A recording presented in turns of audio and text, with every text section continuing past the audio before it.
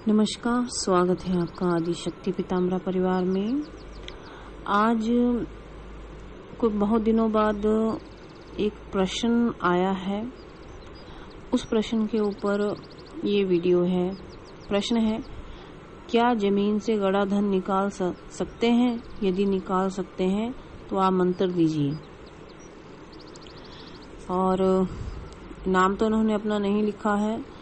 हो सकता है कि हमारे चैनल के सब्सक्राइबर हों, लेकिन दीक्षित तो बिल्कुल भी नहीं है और व्हाट्सएप पर भी नए ही जुड़े हैं। तो पहली बात ये है कि जमीन में गड़े हुए धन होते हैं। अगर होते हैं तो क्या इनको निकालना संभव है या नहीं? अगर होता है तो इनका मंत्र क्या होता है या विधि क्या होती है?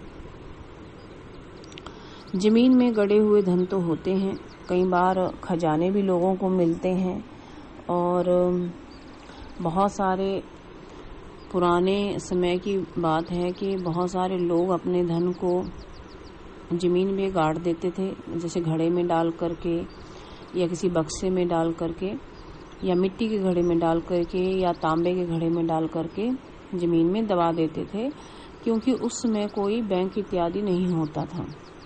चोरों का भय बना रहता था। पुराने सिक्के लोग दबा देते थे तो वही, या अपने गहने वगैरह जो स्त्रियां जो थी वो दबा देती थी। तो ये पुराने समय में ऐसा होता था। और अब कई बार ऐसा होता है कि किसी ने कोई अपना धन दबाया हो, बाद में उन्होंने किसी को नहीं बताया हो और वो धन गड़ा का गड़ा ही रह जाता है और बहुत वर्षों बाद या कई बार दशकों बाद भी वो किसी अन्य को प्राप्त होता है। ये तो इसका एक पक्ष है। दूसरा पक्ष ये है कि कई बार ऐसा होता है कि जो गड़ा हुआ धन होता है और जिस व्यक्ति ने, महिला ने, पुरुष ने या जिस व्यक्ति ने भी वो धन को गाड़ा होता है, उसके प्रति उसकी बहुत ही ज्यादा आसक्ति होती है। तो जो गड़ा धन होता है, चाहे वो किसी का भी हो, महिला का हो, पुरुष का हो, तो उनकी आसक्ति अधिक होने के कारण वो उस धन को छोड़कर कहीं नहीं जाते हैं। मान लो उनकी डेथ हो जाती है तो डेथ होने के बाद भी उनकी आत्माएं वहीं पर निवास करती हैं। कई बार ये आत्माएं नजर भी आती हैं, कई बार नजर नहीं आती हैं, और कई बार ये सांप के रूप में रहती हैं, कई बार ये बिच्छू के रूप में रहती हैं। अलग अलग रूप बनाकर वे उस धन के, यानी उस गड़े धन के आसपास ही होती हैं। अब कई तांत्रिक लोग प्रयास क्या करते हैं कि उन आत्माओं को वहां से हटाते हैं, चाहे वो किसी भी रूप में हो, चाहे सांप के जोड़े के रूप में हो, बिच्छू के रूप में हो, बिल्ली के रूप में हो या किसी अन्य रूप में हो, तो उसको वो मंत्र बल के आधार पर उनको हटाने का खूब प्रयास करते हैं। और इसमें जो सफलता है केवल एक बार में नहीं मिलती है। इसमें सफलता एक बार में मिलना संभव भी नहीं होता है।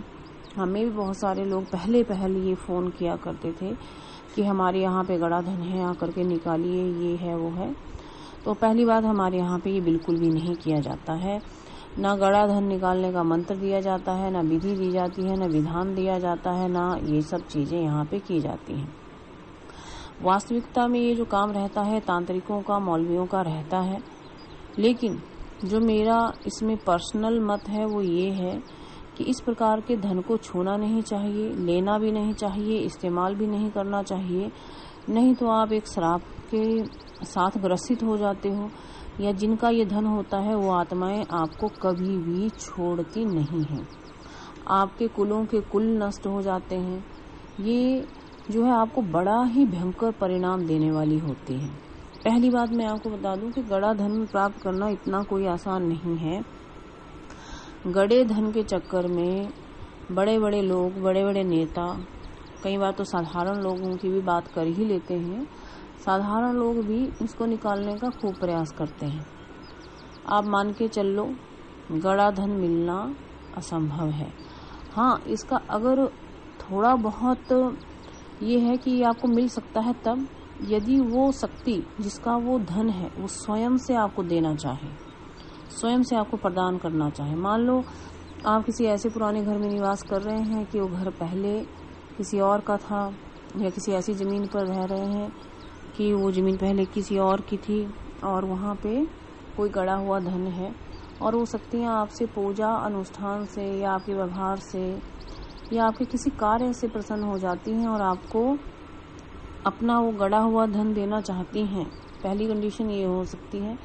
दूसरी ये हो सकती है कि जब उन आत्माओं की जब मुक्ति की बात आती है, जो मुक्ति होने वाली होती है, पहला अगर वो समझदार हों, उनकी आसक्ति समय के अनुसार अगर कम हो जाए, उन आत्माओं की उस धन के प्रति जो आसक्ति है वो समय के अनुसार यदि कम हो जाए, तो फिर क्या होता है कि वो उस धन का त्याग करना चाहती हैं, तो आपको दे करके चली जाती हैं। लेकिन उसके बाद वो आपके घर में ही जन्म लेती हैं, पुत्र रूप में, पुत्री रूप में, पोते के रूप में, पोती के रूप में या किसी भी रूप में जन्म ले सकती हैं और वो स्वयं ही उस धन का फिर इस्तेमाल करती हैं, यानी भोग करती हैं।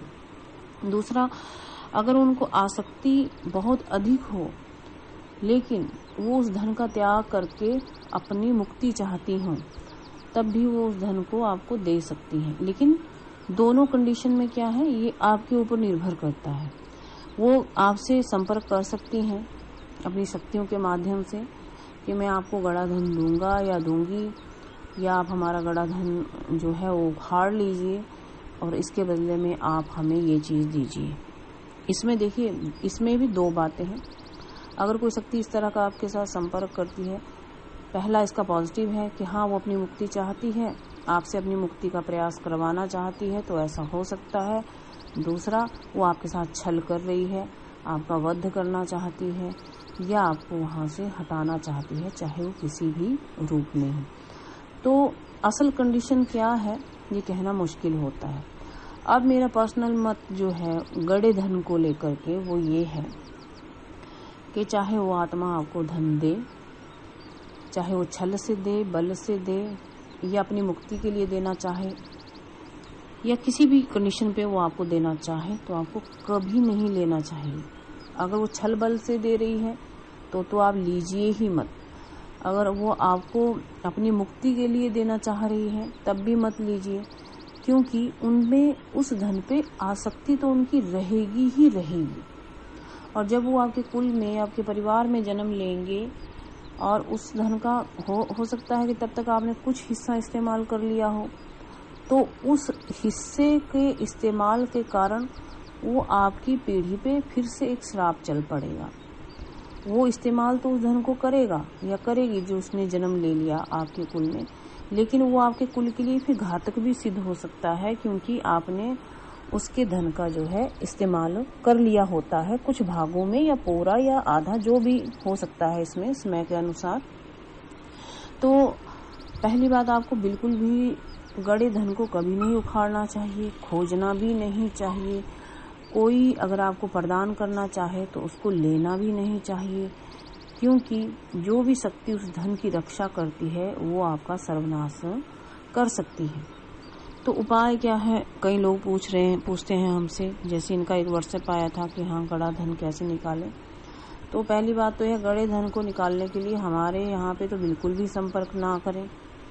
दूसरी बात, हम इसका मंत्र तो है ग्रंथों में दिया हुआ, विधि भी है दी हुई, मैंने देखा है, पढ़ा है, समझा है, लेकिन हम उसको किसी को देंगे भी नहीं, क्योंकि हमें उस धन का कोई लालच नहीं है, उस खजाने का कोई लालच नहीं है, हमें कोई हिस्सा नहीं चाहिए, हमें कुछ भी नहीं चाहिए। ठीक है, अगर मान लो हम आपको वो मंत्र निस्वार्थ भाव से भी देंगे, तब भी आप किसी की आसक्ति को उससे छीनोगे, यानी उसकी किसी की वस्तु को, चाहे वो आत्मा की है, नाग नागिन की है, चुड़ैल की है, यक्षिणी की है, किसी का भी वो धन है या खजाना है, उसकी उस खजाने को आप छीनोगे बलपूर्वक, तो हम बिल्कुल भी नहीं आपको वो चीज देंगे, ना ही वो मंत्र देंगे, ना विधि देंगे, ना आप संपर्क करें। ऐसे नंबर को तो सीधा ही हम ब्लॉक लिस्ट में डाल देते हैं। कारण ये है, उन आत्माओं को क्यों दुखी करना जो पहले से ही दुखी हैं, जिनकी मुक्ति पहले भी नहीं हुई है, अब भी नहीं हो पा रही है। वो उस धन की रक्षा चाहे यक्ष रूप में कर रहे हैं, यक्षिणी रूप में कर रहे हैं, नाग रूप में कर रहे हैं, नागिन रूप में कर रहे हैं, या फिर किसी साये के रूप में, जिन्नात के रूप में, या चुड़ैल, या जो भी है, किसी भी रूप में चाहे वो कर रहे हैं। आप देखिए कि उनकी आसक्ति इतनी ज़्यादा है कि वो अपनी मुक्ति भी नहीं कर पा रहे हैं उस धन के प्रति। अगर आप उस धन का इस्तेमाल करेंगे या हम आपको मंत्र देंगे तो कहीं ना कहीं उसका दुष्प्रभाव किसी को भी आ सकता है। क्यों?